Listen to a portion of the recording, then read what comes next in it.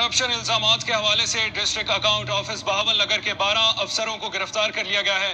नैब के मुताबिक गिरफ्तार अफसरों ने जाली बिलों के जरिए 19 करोड़ रुपए सरकारी खजाने से निकलवाए थे। रकम, तनख्वाहें, अलाउंसेस, बकाया जात की मद में निकलवाई गई थी। अहम खबर इस सबको आगाह कर रहे थे। इसी हवाले से हम मजीद जानेंगे अपने नुमाइंदे सरमद अली से। जी सरमद, बताइएगा मुल्जिमान में कौन कौन शामिल है?